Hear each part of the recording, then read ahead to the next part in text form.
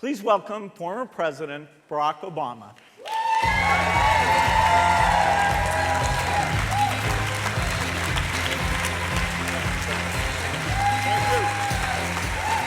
Hello.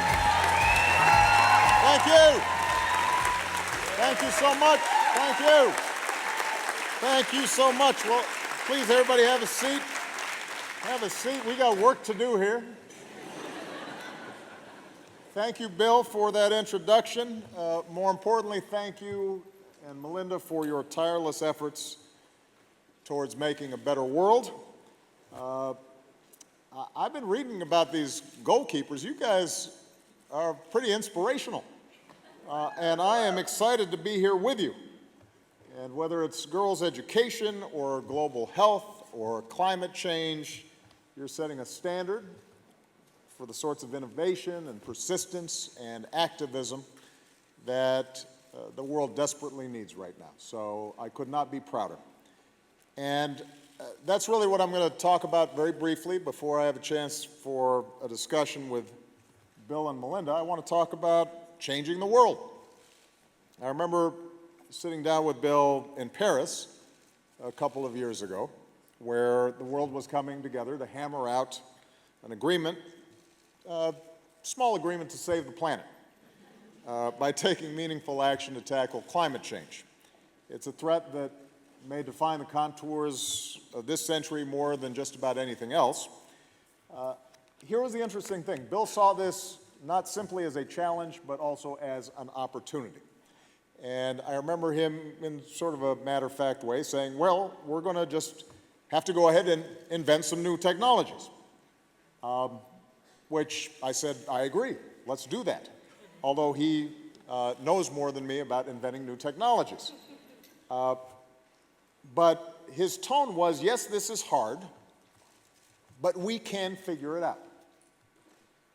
It's hard, but it can be done. And that spirit, a spirit that says, to quote, I guess myself, yes, we can, rather than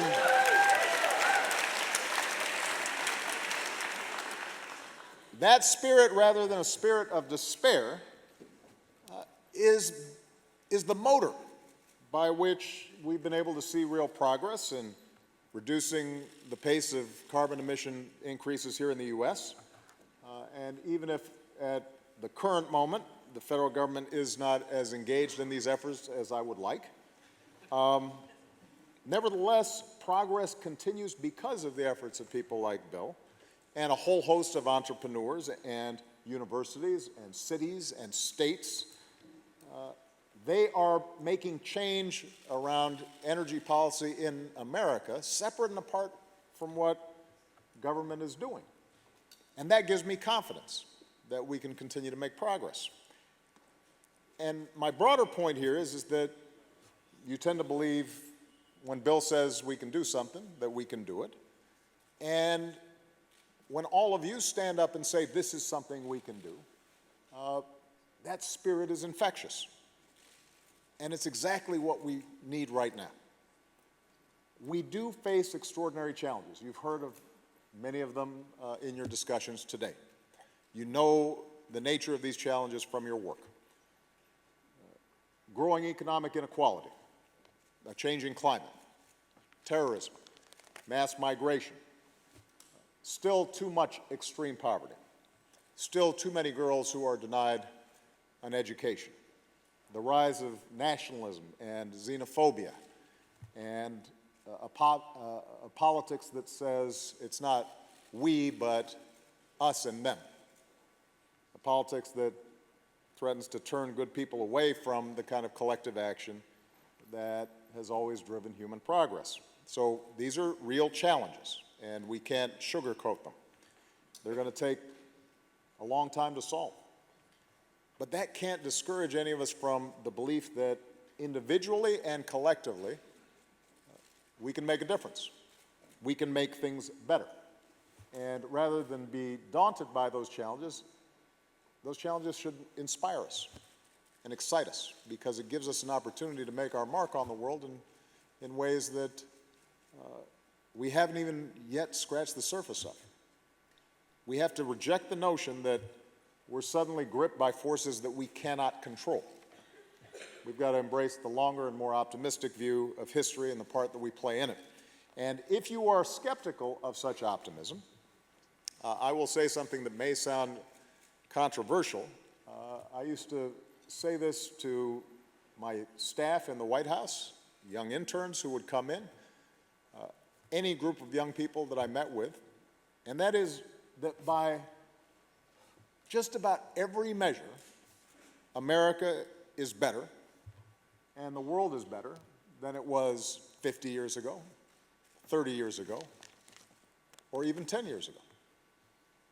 And I know that statement doesn't jibe with the steady stream of bad news and cynicism that we're fed through television and Twitter, but think about it. I was born, I mean, I know I have gray hair, but I don't consider myself that old.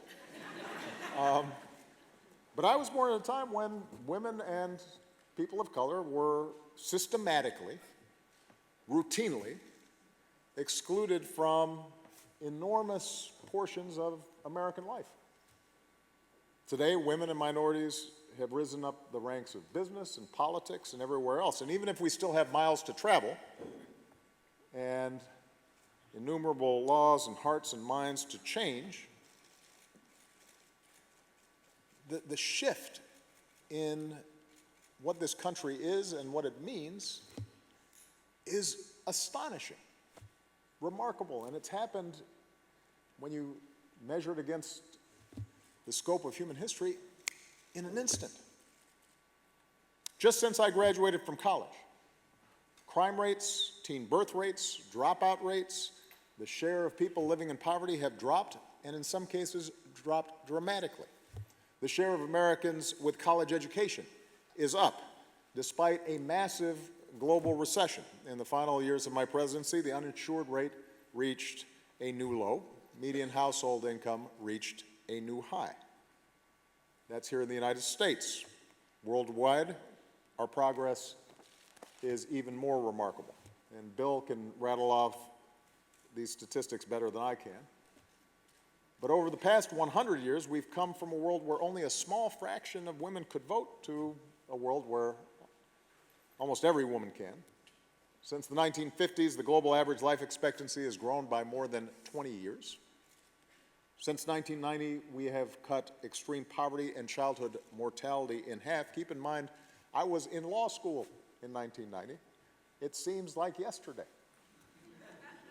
Since 2000, we've evolved from a world without marriage equality to one where it's a reality in more than 24 countries. All of this has happened in such a steady march that sometimes we have a tendency to take it for granted.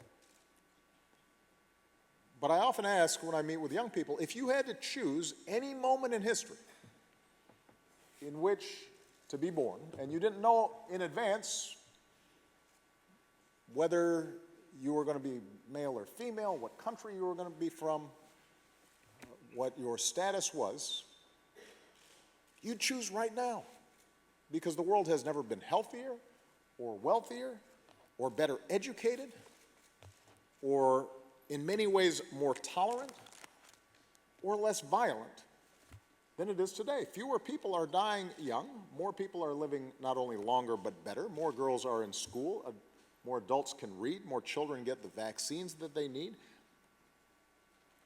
Despite the enormous conflicts that break our hearts around the world, it's demonstrable that fewer people are being killed in wars and conflicts than ever before.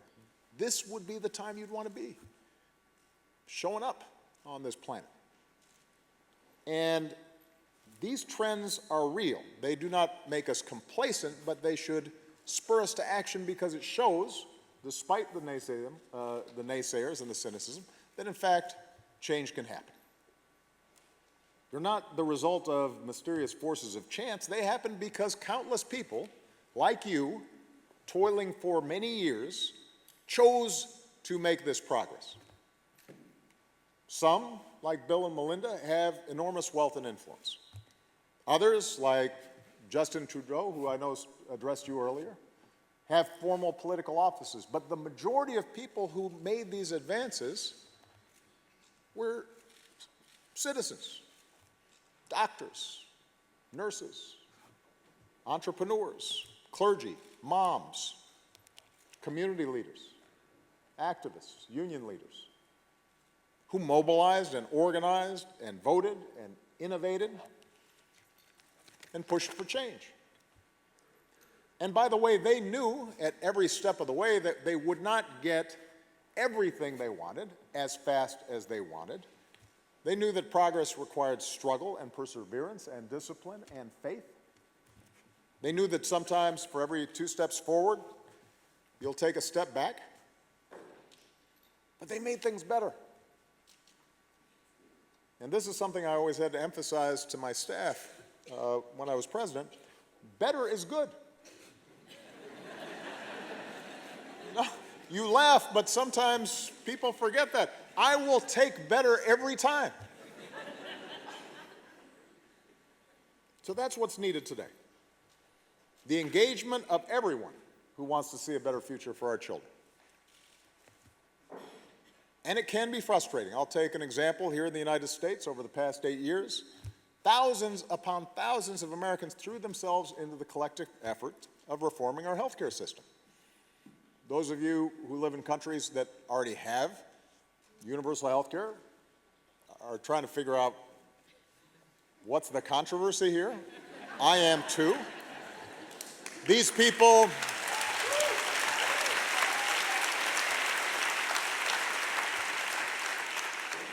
but you know, the folks who did the work, it wasn't just policy wonks, it wasn't just politicians. It was moms and dads, people who had the experience of a sick child or crushing medical bills that threatened to bankrupt them.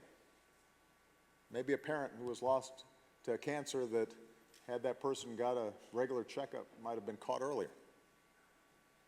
And those voices from every walk of life in every corner of the country, against all odds, made a difference. And for the first time, more than 90% of Americans know the security of health insurance. Paying more for insurance or being denied insurance because of a pre-existing condition or because you are a woman, that's not a thing anymore. We got rid of that. And people are alive today because of it, and that's progress. Now, the legislation that we passed was full of things that still need to be fixed.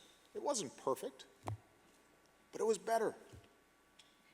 And so when I see people trying to undo that hard-won progress for the 50th or 60th time, with bills that would raise costs or reduce coverage, or roll back protections for older Americans or people with pre-existing conditions, the cancer survivor, the expecting mom, or the child with autism or asthma, for whom coverage once again would be almost unattainable, it is aggravating. And all of this being done without any demonstrable economic or actuarial or plain common sense rationale, it frustrates. And it's certainly frustrating to have to mobilize every couple of months to keep our leaders from inflicting real human suffering on our constituents. But, you know, typically that's how progress is won and how progress is maintained on every issue. We have to stand up for each other, recognize that progress is never inevitable, that it often can be fragile, it's in need of constant renewal, and our individual progress and our collective progress depends on our willingness to roll up our sleeves and work. And not be afraid to work.